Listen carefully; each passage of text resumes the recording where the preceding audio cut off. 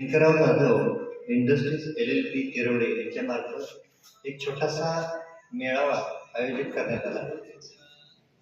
त्या मेळाव्यामध्ये सर्वात महत्वाचं म्हणजे इंडस्ट्रीबद्दल सुशांत सर असतील, सचिन सर असतील, कंपनीचे मॅनेजर नाव ओमकार सर असतील, यांच्या माध्यमातून हा मेळावा एकत्रितपणे आपल्या शेतकऱ्यांच्या पर्यंत पोहोचवण्यासाठी आज या ठिकाणी कोणाच्या तरी मार्फत आपल्याला काहीतरी काम करावं लागतं. ते म्हणजे मी फक्त माध्यम आहे. सर बोलले की सर जरा तुमच्याकडे डाटा आहे, शेतकरी तुमच्या गावामध्ये आहेत, म्हणून मी शेतकऱ्यांच्या फायद्यासाठी म्हणून ही सगळ्या गोष्टी मी काय त्यांना सांगितल्या. आणि त्यांनी एक मनाव घेतलं की बाबा थोडंसं शेतकऱ्यांचा फायदा आहे आणि या ठिकाणी आपण छोटासा मेळावा करतो. मेळावा म्हणलं की शेतकऱ्यांच्या मेळाव्यासाठी जास्त करून उपस्थिती नसते, तरी पण आपण उपस्थित आहात त्याबद्दल सगळ्यात महत्वाचं तुमच्या टाळ्याच्या गजरात मी सहर्ष स्वागत करतो. सर्वप्रथम Sushant sir, Sachin sir, Omkar sir यांचं परत एकदा त्यांचं मी या कसबा तळ्याच्या मेळाव्यामध्ये मी परत एकदा या माध्यमातून स्वागत करतो. तुमचंही परत एकदा स्वागत करतो. आणि या इंडस्ट्रीबद्दल बोलायचं तेवढं म्हणजे का की नवीनच इंडस्ट्री आहे शंकरराव जाधव इंडस्ट्रीज LLP तिरवडे यांच्या मार्फत हा मेळावा घेण्याचा उद्देश असा की आपल्या जमिनी असतील किंवा आपलं पीक घेण्याची पद्धत आहे, बऱ्याच गोष्टी आपल्या पिकाकडून आपल्याला मिळत नाहीत, जमिनीकडून मिळत नाहीत. बराचसा आपण फायदा आपण ठरवलेला असतो, परंतु ऊसाकडून जास्त फायदा या वर्षी नाहीच आहे.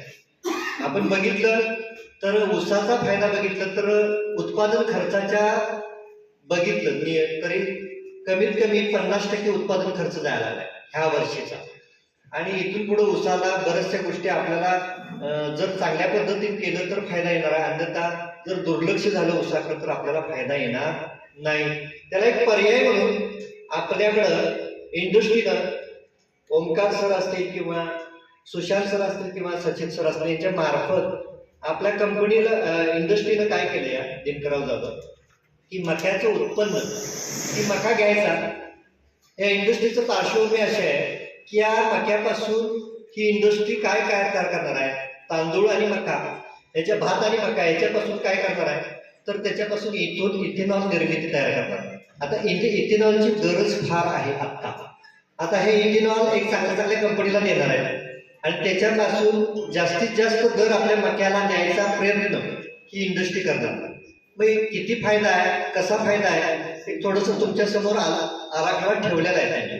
आणि त्या माध्यमातून आपल्याला काय करायचं आहे की या माध्यमातून त्यांच्याच तोंडून आपण ऐकूया की त्या फायद्याचं काय किंवा त्याच्यामध्ये समस्या काय असणार आहे, त्यांची काय सर्व्हिस असणार आहे, त्याच्यामध्ये करारपत्र कसं असणार आहे, करार का करायचा आणि त्याची हमी कशी घेणार आहे, या दृष्टिकोनातून आपल्याला सगळं समजून जाईल. आणि याच्यातून आपल्याला जास्तीत जास्त कसा फायदा शेतकऱ्याला द्यायचा हा कंपनीचा उद्देश आहे. आता नुसती कंपनी स्वतःचा फायदा कमीत कमी फायदा ठेवून जास्तीत जास्त शेतकऱ्याला कसा फायदा देता येईल या दृष्टिकोनातून कंपनी ह्या बाजारामध्ये उतरले.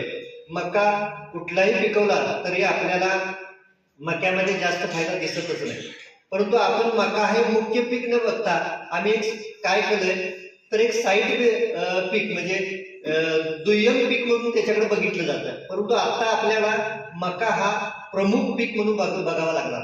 जसं आपण ऊस, भात, भुईमूग, सूर्यफूल असं बघतो त्या पद्धतीने 4 महिन्यामध्ये जास्तीत जास्त कसा बेनिफिट आपल्या मक्या ह्या पिकातनं आपल्याला घेता येईल तेवढं त्यांनी बेनिफिट द्यायचा प्रयत्न केलाय. परत एकदा मी त्यांचं सहर्ष असं स्वागत करतो आणि माझी प्रस्तावना मी संपवतो. जय महाराष्ट्र. परत इथून पुढचं जे काही त्यांनी बोलायचं आहे त्यांनी सुशांत सर बोलतील, त्यानंतर सचिन सर बोलतील. मी त्यांना माईक देतो. Sir Sushant sir.